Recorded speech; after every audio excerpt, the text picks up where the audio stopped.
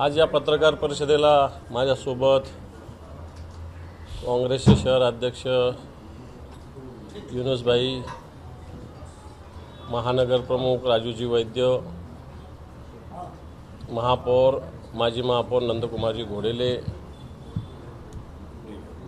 शिवसेनेचे विभागीय सचिव पटवर्धनजी, शिवसेनेचे सहसंपर्क प्रमुख माजी महापौर त्र्यंबकराव तुपे, विश्वनाथजी स्वामी, महिला आघाडीच्या औलवारताई, दातारताई, राष्ट्रवादीच्या पटेलताई उपस्थित, सचिनजी तायडे, डॉक्टर हाशमीजी, तर महाविकास आघाडीचा आणि विशेषतः शिवसेनेचा एक प्रचाराचा एक टप्पा जवळपास पूर्ण झालेला आहे. 90% गावात आम्ही वेगवेगळ्या पद्धतीनं पोहोचलो आहे. संभाजीनगर शहरात सुद्धा सगळ्या वॉर्डात आम्ही पोहोचलेलो आहे. जो पहिला टप्पा असेल, प्रचार फेरी असेल, घरोघरी प्रचार असेल, हा पूर्ण झालेला आहे. काँग्रेस असेल, राष्ट्रवादी काँग्रेस असेल, काल शरद पवार साहेबांची ते सभा होती, नाना पटोले साहेबांची सभा होऊन गेली, अमित देशमुखांची सभा होऊन गेली. आज सचिनजी पायलटसुद्धा या ठिकाणी येत आहेत. दिनांक 14 तारखेला आणि 15 तारखेला उद्धवजी ठाकरे साहेब यांच्या या जिल्ह्यामध्ये 3 सभेचं आयोजन करण्यात आलेलं आहे. यात मुख्य सभा मराठवाडा सांस्कृतिक मंडळावर 14 तारखेला संध्याकाळी 6 वाजता होणार आहे. आणि जी आमची तिन्ही पक्षाची तयारी चालू आहे त्या हेतून असं लक्षात येतं की ही सभा अतिशय विराट होईल. 14 तारखेलाच दुपारी 3 वाजता कन्नड येथे सुद्धा एक जाहीर सभा होणार आहे. आणि 15 तारखेला सकाळी 11 वाजता सिल्लोड या ठिकाणी उद्धवजी ठाकरे साहेबांची सभा होणार आहे. संभाजीनगरची सभा ही 9च्या 9 उमेदवाराच्या प्रचारार्थ आहे. काँग्रेस असेल, राष्ट्रवादी काँग्रेस असेल, शिवसेना असेल, या 9 उमेदवार जे आमचे उभे आहे या जिल्ह्यामध्ये त्यांच्या प्रचारार्थ ही 14ची संध्याकाळची सभा आहे. या सगळ्या निवडणुकीत खोटी आश्वासनं दिली जातात, खोट्या घोषणा केल्या जातात.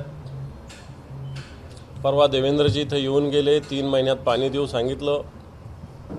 मग तो त्याचा लेखाजोखा ट्विटच्या माध्यमातून काल सकाळी मी मांडलेला आहे. खऱ्या अर्थानं या सरकारने हे पाणी मिळू नये अशा पद्धतीनं प्रयत्न केले. फेक नॅरेटिव्ह कशाला म्हणतात हे भारतीय जनता पार्टी करते. उद्धवजींचं सरकार असताना, महाविकास आघाडीचं सरकार असताना शहराच्या पाणी पुरवठ्याच्या योजनेला जो काही महानगरपालिकेचा हिस्सा आहे तो राज्य सरकारने देण्याचं कबूल केलं होतं, घोषणा केली होती माननीय उद्धवजींनी स्वतः. आणि आता या सरकारने या योजनेला महानगरपालिकेला कोणतंही सहकार्य करायचं नाही अशी भूमिका घेतली. नंतर सातत्यानं ही भूमिका सभागृहात आणि सगळ्या मुख्यमंत्र्यांना भेटून मी मांडल्यानंतर सॉफ्ट लोनद्वारे महानगरपालिकेला सॉफ्ट लोन देण्याचा निर्णय सरकारने घेतला, ज्याचा हप्ताच महानगरपालिकेचा 25 कोटी बरोबर राजू महिन्याला येणार आहे, जे महापालिकेच्या दृष्टीनं भरणं शक्य नाही. आणि त्यावर खोटं मत देवेंद्र फडणवीस यांनी संभाजीनगरच्या एका सभेत मांडलं की राज्य सरकारने कोणतंही सहकार्य महानगरपालिकेला याच्या बाबतीत त्यांचा वाटा जो नियमाने तेवढाच, परंतु महानगरपालिकेची आर्थिक स्थिती बघता जे महाविकास आघाडीनं जाहीर केलं होतं ते न करता एक लोन देण्याचा निर्णय घेतलेला आहे, जे महानगरपालिका कदापि फेडणं अशक्य आहे. आणि 3 महिन्यात आताच्या ज्या गतीनं काम चालू आहे अजून वर्ष ते 1.25 वर्ष काम चालू होऊ शकत नाही अशा प्रकारची स्थिती. जवळपास 54 जलकुंभापैकी 10 जलकुंभ पूर्ण झालेले आहे. अजून 44 जलकुंभ व्हायचे बाकी आहे. काही जागांचा तर प्रश्न, जागांचाच प्रश्न आहे. आणि मग खोट्या घोषणा या ठिकाणी केल्या गेल्या. हे सगळं होत असताना संजय शिरसाट यांनी राजू शिंदे यांच्यावर आरोप करताना MIM अशी भूमिका मांडली. मला असं वाटतं MIM ही भारतीय जनता पार्टी आणि एकनाथ शिंदे यांना मदत करणारी संघटना आहे. राज्यात 5 वर्षात जे MIMचे 2 आमदार होते त्यातल्या मागच्या 2.5 वर्षात या आमदारांनी सातत्यानं एकनाथ शिंदे यांना सहकार्य करण्याची भूमिका घेतली. परिणामी त्यांच्या मतदारसंघात जर आपण बघितलं तर मोठ्या प्रमाणावर निधी आणि दुसरा लाभ MIMला एकनाथ शिंदे आणि देवेंद्र फडणवीस यांनी पोहोचवलेला आहे. मागच्या वर्षीसुद्धा MIMचा वापर संजय शिरसाट यांनी स्वतःचं सीट वाचवण्यासाठी केला होता. या वर्षीसुद्धा उलट MIM सहकार्य करते हे भारतीय जनता, कारण मुस्लिम मतदार मोठ्या प्रमाणावर महाविकास आघाडीला आणि शिवसेनेला मोठ्या प्रमाणावर होत आहेत. तसा सगळा कल आहे. आणि असं असताना हे मुस्लिम मतदान आम्हाला न पडण्याच्या ऐवजी MIMला जावं असा प्रयत्न संजय शिरसाट आणि भारतीय जनता पार्टीने एकनाथ शिंदेंचा पक्ष करतोय. आणि म्हणून उलट MIM ही यांचीच शिंदे आणि भाजपची बी टीम आहे अशा पद्धतीची भूमिका नव्हे असं सगळ्या जनतेला असं वाटतंय. आणि तेव्हा खोटे आरोप शिरसाट करत होते, ज्यांनी असं सांगितलं होतं, आपल्या चॅनलनीही दाखवलं होतं की मी फक्त फॉर्म भरणार आणि महाराष्ट्रात फिरायला जाणार. मला वाटतं आता त्यांना या मतदारसंघाची गल्ल्या माहिती नव्हत्या, ते आता आम्ही शिवसेनेमुळे माहिती होत आहेत अशा प्रकारची स्थिती आहे. MIM ही त्यांचीच बी टीम आहे हे मी स्पष्टपणे सांगतो. ज्या सभा होणार आहे, आणखी सभा मला वाटतं पायलटजींच्या पण सभा होणार आहे, सुप्रियाताईंच्या पण सभा या ठिकाणी येत आहेत. इम्रान प्रतापगडी का हो गया हां, अशा एक वेगवेगळ्या सभा या पूर्ण जिल्ह्यात होत आहेत. आणि मला असं वाटतं आम्ही मागच्या वेळेस जशा पद्धतीनं यश मिळवलं होतं सगळ्याच्या सगळ्या जागेवर 9च्या 9 जागेवर आम्ही यश मिळवू अशा प्रकारची स्थिती आहे. काही उमेदवारांना मॅनेज उमेदवार अशा पद्धतीनं अफवा भारतीय जनता पार्टी फैलावती. मला वाटतं सगळे उमेदवार ताकदीचे आहे, सगळे उमेदवार मजबूत आहे आणि सगळ्यात महत्त्वाचं संघटन आमचं तिन्ही पक्षाचं मजबूत आहे. त्यामुळं आम्ही काही पैशाच्या आधारावर, खोक्याच्या आधारावर, प्रलोभनाच्या आधारावर निवडणूक लढत नाही, तर आम्ही आमच्या संघटनेच्या ताकदीच्या बळावर ही निवडणूक लढतो. निवडणूक लढत असताना दुसरीकडे मोदी आणि शहा देखील राज्याकडे विशेष फोकस करून आहेत. विधानसभेमध्ये त्यांनी विशेष लक्ष घातलंय. ठाकरे म्हणतात की त्यांनी स्वतःच्या पदाचा राजीनामा द्यावा आणि स्टार प्रचारकच व्हावं. बरोबर आहे, कारण देशाचे पंतप्रधान म्हणून, देशाचे गृहमंत्री म्हणून विशेष फॅसिलिटी घ्यायच्या, त्याचप्रमाणे एक भारतीय जनता पार्टीचे नेते म्हणून त्यांनी प्रचार करावा ना. भारतीय जनता पार्टीचे नेते म्हणून त्यांनी प्रचार करावा. देशाचे पंतप्रधान किंवा गृहमंत्री म्हणून प्रचार करण्यापेक्षा भारतीय जनता पार्टीचे नेते म्हणून त्यांनी प्रचार करावा अशा प्रकारची भूमिका मांडली तर मला असं वाटत नाही की ती चुकीची होईल.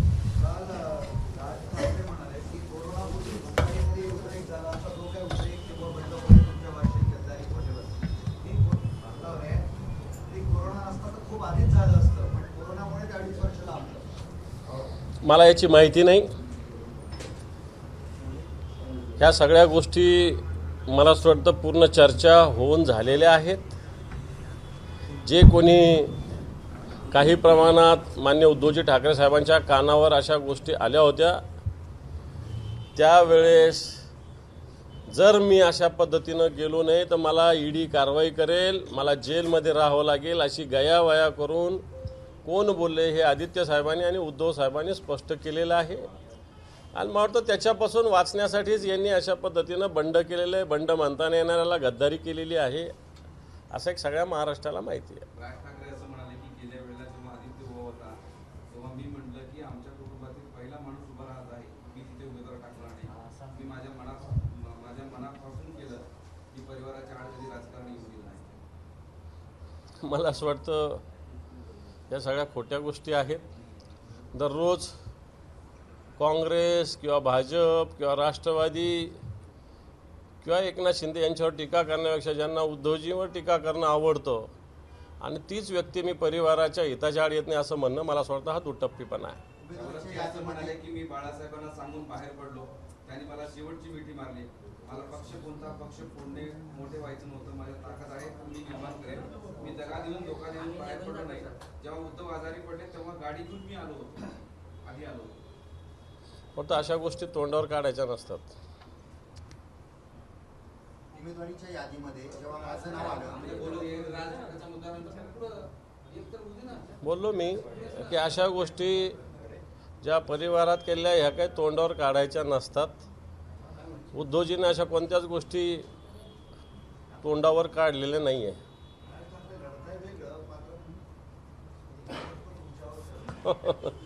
मला असं वाटतं हे सगळं नाटकबाजी चालू आहे. एकीकडं ज्या पक्षाचं अलायन्स आहे त्यांच्याशीच लढायचं, त्यांच्याच विरोधात बोलायचं आणि पुन्हा भारतीय जनता पार्टीचा मुख्यमंत्री देवेंद्र फडणवीस होतील त्याला आम्ही मदत करू असं म्हणायचं. याच्यात नेमकं धोरण काय आहे, याच्यात नेमका विचार काय आहे, तर्कसंगतता काय आहे, कुठंच काही याला मेळ लागत नाही. उमेदवार एकीकडे त्यांच्या सगळ्या अलायन्सच्या विरुद्ध उभे करायचे, इकडे त्यांच्या सहकार्यांवर टीका करायची आणि एकीकडं यांच्याच बाजूनं बोलायची. तर मला असं वाटतं या सगळ्या याच्यात कुठे तत्व विचार आणि तर्कसंगतता दिसत नाही. उमेदवारीच्या यादीमध्ये जेव्हा माझं नाव समोर आलं तेव्हा काकांना वाईट वाटलं असे अमित ठाकरे म्हणाले. म्हणजे आता हा अंतर्गत वाद जो आहे कोणाचा वाटेल? नाही, मला नाही माहिती त्यांचं हा अंतर्गत ते घरातलं मला नाही माहिती. पूर्व आणि मध्यमध्ये का बरं असं म्हणजे युती तुमची जी महाविकास आघाडी आहे त्याचाही काही प्रचार नाही आणि भाऊ बाजू बसलेले आहेत. पुन्हा कुठं काँग्रेसचे याच्यामध्ये काँग्रेसचे कार्यकर्ते नाराज आहे, त्यांना विचारलं जात नाही असं सोशल मीडियावर व्हायरल होतं. पश्चिममध्ये आहे, पूर्वमध्ये आहे, काय? मध्यमध्ये आहे. कार्यकर्ते काँग्रेसचे नाही आहे सोबत, त्यांना घेतला जात नाही असं वगैरे ते आरोप करत आहे. कोणाचं आहे? आता इथं काँग्रेसचे अध्यक्ष होते, राष्ट्रवादीचे अशी एक मूठ बांधण्यामध्ये तुम्ही अपयशी पडतायत का असं ते दिसतं. मला वाटतं 3 वेगवेगळे पक्ष आहे. उमेदवार सगळ्यांच्या वेळेवर जाहीर झालेल्या आहे. थोडंसं एकत्र यायला मोठ बांधायला वेळ लागतो, परंतु आम्ही सगळे पक्ष 3ही पक्ष त्याच्या राहिलेले दुसरे सहकारी पक्षसुद्धा अतिशय एकत्रित प्रचार करतो आहे. कुठे तुम्हालाच कुठं ऐकू आलं मला माहीत नाही. उलट महायुतीमध्ये बेबनाव आहे. उलट त्यांचे लोक बंडखोरी करतात, त्यांचे लोक गद्दारी करतात. तो शिंदेच्या पक्षाचे तालुका प्रमुख हाकलले, जिल्हा प्रमुख हाकलले, अशी स्थिती आहे. तुम्हाला हे दिसतच नाही. भारतीय जनता पार्टीचे एकनाथ जाधव वैजापूरला उभे हेच तुम्हाला दिसत नाही. आणि तुम्ही आमच्याविषयी बोलताय. तुम्ही जरा हे बघा, जरा डोळे उघडा, तुमचे उघडा डोळे बघा नीट जरा. राज्याचे उपमुख्यमंत्री प्रेस हं? काँग्रेसचे शहराचे आता ते हे असं नाही, त्यांचे नेते येतात सचिन पायलट. त्यांचे नेते येत आहेत. असं नाही असं नाही. सचिन पायलट येतात, गेलं पाहिजे. उगाच तुम्ही काही नका सांगू. धनंजय महाडिकाचं ऐकलं ऐकलं, त्याच्यावर काल ट्विट केलं आणि त्याच्यावर निवडणूक आयोगाने तक्रार पण दाखल केली, गुन्हा पण दाखल झाला. जे लोक लाडकी बहीण म्हणतात ते लाडकी बहीण योजना सरकारची असताना त्यांना दंबाजी करतायत, स्वतःच्या खिशातून पैसे दिले असं म्हणतात, पुन्हा महिलांच्या क्षमतेविषयी प्रश्न निर्माण करतात. आता यांना लाडकी बहिणीचं महत्त्व काय माहिती. काँग्रेस राष्ट्रवादी तुमच्यासोबत आहे असं तुम्ही म्हणताय, हे मान्य आहे. परंतु तुमच्याच पक्षाला शहरामध्ये मोठ्या प्रमाणावर गळती लागली आहे, वेगवेगळे पदाधिकारी सोडून जात आहेत. तर असं का होतंय? विधानसभा निवडणुकीच्या तोंडावर हे पहा, शिवसेना हा महासागर आहे. समजा गेले, आम्ही तर अर्धा तासात कारवाई केली का नाही? अर्ध्या तासात उमेदवार पण कारवाई पण. कोण गेले तिथं? आमचं काय थांबलं? एखादा गटप्रमुख बूथवरचं आमचं काम थांबलं? एखाद्या वॉर्डातलं आमचं काम थांबलं? वाटतं जे गेले ते कामातच नव्हते, बेसिक बिनकामाचे होते ते. कुठे तुम्हाला दिसले का आमच्या एखाद्या कार्यक्रमात कुठेतरी? आणि मग काय कामाचे होते लोक? कोणाला? धनवानींना दिली होती, आम्ही दिली होती. त्यांचाचकडे इशारा आहे. हो, नव्हते. लोकसभेला तरी कुठे होते? एका तरी कार्यक्रमाला होते? दिली आता पक्षाने. चूक झाली आमची. कोणाला? हे पहा, माझा उमेदवारी देईपर्यंत सपोर्ट विरोध असतो. ज्या दिवशी उमेदवारी दिली त्या दिवशी पक्षाचा जो उमेदवार आहे त्याचं काम करणं हे आमचं कर्तव्य असतं. तोच प्रश्न आहे की उमेदवारी देईपर्यंत तुमची भूमिका काय होती त्यांच्या संदर्भात? आम्ही स्पष्ट सांगितलं होतं साहेबांना की येणे लोकसभेत कामाला नाही आहे, संघटनेकडे दुर्लक्ष आहे, हे आम्ही सांगितलं होतं. सर्वे आलाय. तुमची शिफारस विचारात घेतली गेली नाही का? आमच्याकडे कोणी शिफारस करत नसतं. शिवसेनेत या पद्धतीला काही थारा नाही आहे. तुम्ही शिवसेनेचे मराठवाड्यातले सर्व असू द्या, नेते आहात आजवरही. असू द्या. तरी देखील मग तुम्ही एखादा शब्द टाकल्यानंतर नाही, मी शब्द कोणत्याही उमेदवारासाठी टाकलेला नाही. पक्षप्रमुखाचा निर्णय शिरोधार्य, बस. बाकी काही शब्द वगैरे काही भानगडी नाही. याचा अर्थ माझ्यात काहीतरी आहे.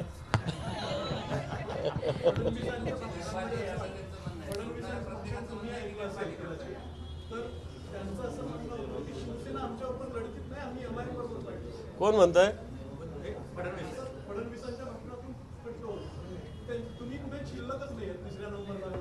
मला वाटतं हे यांचा खोटा अहंभाव, खोटा आत्मविश्वास आहे.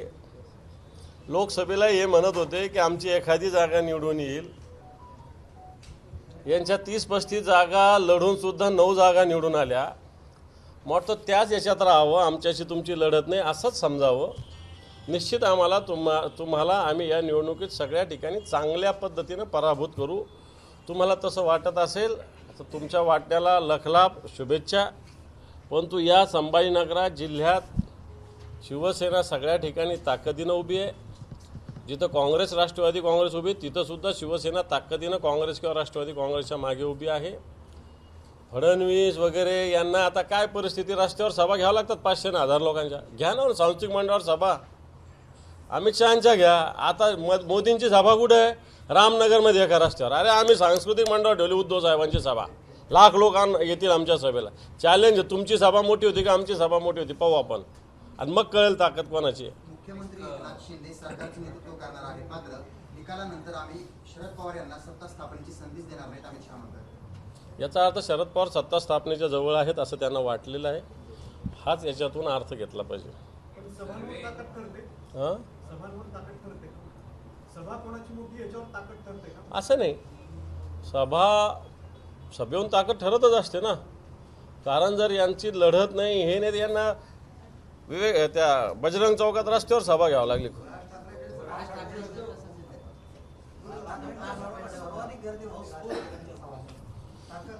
कोणाची? राजसाहेबाला ऐकणारे लोक येत असतात ना, त्याला काय. राजसाहेब सभा ऐकायला लोक येत असतात. एक सर्वे समोर आला आहे IANS आणि मॅट्रिक्सचा. त्यामध्ये महाविकास आघाडीला जागा ज्या आहेत त्या कमी दाखवल्या जातात. म्हणजे 106 ते 126 जागा येतील असं म्हटलंय. तर महाविकास आघाडी दुसरी जी महायुती आहे त्यांना 145 ते 165 जागा येतील असं सध्याचं चित्र. यावर तुमची काय? हे पण असे सर्वे करत असतात, येत असतात, सांगितले जात असतात. लोकसभेला आपण अशा सर्वेचा चांगला अनुभव घेतलेला आहे आणि हरियाणात पण आत्ता घेतलेला आहे. विशेषतः लोकसभेला नरेंद्र मोदी यांच्या नेतृत्वाखालील भारतीय जनता पार्टीला 400 ते 450 जागा मिळतील असा अंदाज होता. परंतु ही भारतीय जनता पार्टी स्वतःच्या ताकदीच्या बळावर बहुमतसुद्धा प्राप्त करू शकलेली नाही. त्यामुळे सर्वे आले असतील, टेंटेटिव्ह अंदाज यांनी व्यक्त केला असेल. परंतु मला असं वाटत नाही आत्तापर्यंतचे कोणते सर्वे खरे ठरलेले आहेत. आणि हाही सर्वे आमच्या बाजूनं जरी दिला असता तरी मी म्हटलं असतं की या सर्वेवर विश्वास ठेवू नये. कार्यकर्त्यांनी मोठ्या प्रमाणावर ताकदीनं काम करावं. राजकीय पक्षांनी जे काही जाहीरनामे सादर केले तर त्यामध्ये 20 वर्षापूर्वीच्याच घोषणा पुन्हा केल्या जातात राज ठाकरे सांगितलं. हे आता जो जाहीरनामा, वचननामा परंपरागतरित्या सादर केला जातो, जनतेच्या गरजा आहेत तो पाहून केला जातो. जर 20 वर्षात त्या गरजा पूर्ण झाल्या नसेल तर त्या वचननाम्यात, जाहीरनाम्यात मांडाव्या लागतील. त्या मांडलेल्या आहे राजकीय पक्षांनी.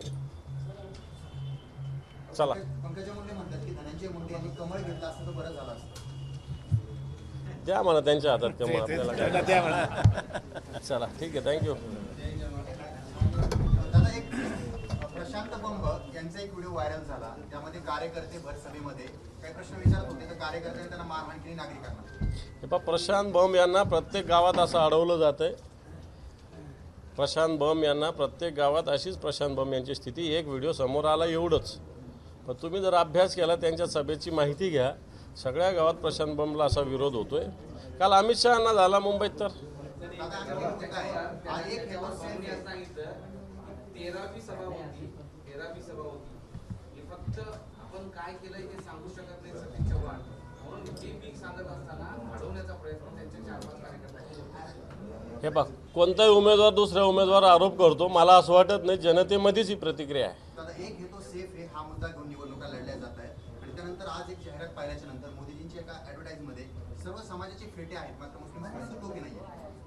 हे पाच 2014ला सत्तेवर आलेल्याला विकासाचं काम सांगण्याच्या ऐवजी एक आहे तर सेफ हे सांगावं लागतं, बटेंगे तो कटेंगे सांगावं लागतं. याचाच अर्थ ते अपयशी ठरलेले स्पष्ट आहे. ओबीसी तुमच्या जवळजवळ येऊ लागले, जवळजवळ चालले. आम्ही ओबीसी ओपन काही पकडत नाही, सर्व जाती धर्म पंथ सगळ्यांना सोबत घेऊन चालतो. परंतु त्या सगळेच आमच्या जवळजवळ येतात. विरोध केलाय. त्या जाहिरातीचा अजितदादा असदुद्दीन ओवेसी यांची 2 दिवस सभा झाली ना, या सभेमध्ये त्यांच्या भाषणामध्ये ते तुमच्या जवळ येऊ लागले. काल मराठ्यांना जवळ घेतले, परवा दिवशी मराठा ओबीसी घेतले, हळूहळू तुमच्या जवळ येऊ लागले. हे पहा, एमआयएम ही संघटना देशविघातक विचाराची आहे, धर्मवाद फैलावणारी आहे. त्यामुळे हिची कथनी आणि करणीमध्ये पूर्णपणे फरक आहे.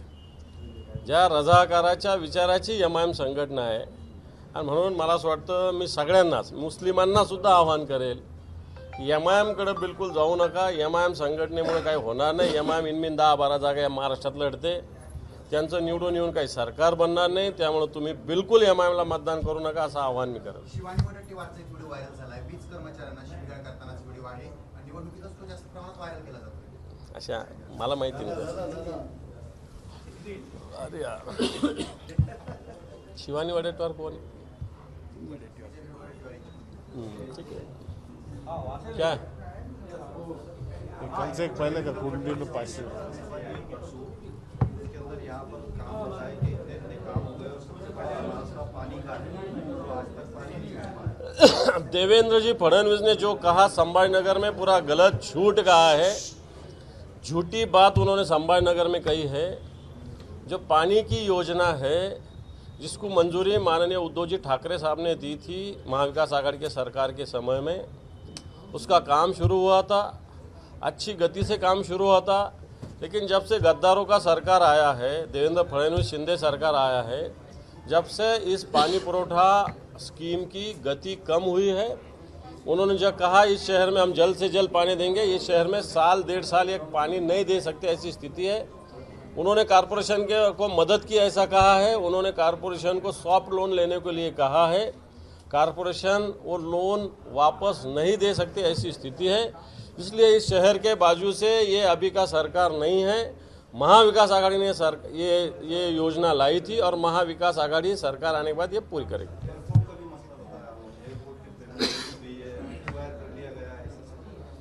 एयरपोर्ट को एक्विजिशन का प्रोजेक्ट पिछले 5-6 साल से चल रहा है. ज़मीन तो एक्वायर की है, लेकिन उसको मुआवजा अभी तक सरकार ने नहीं दिया है. जब ये मुआवजा दिया जाएगा तब इसका मतलब है कि एयरपोर्ट आगे हो जाएगा.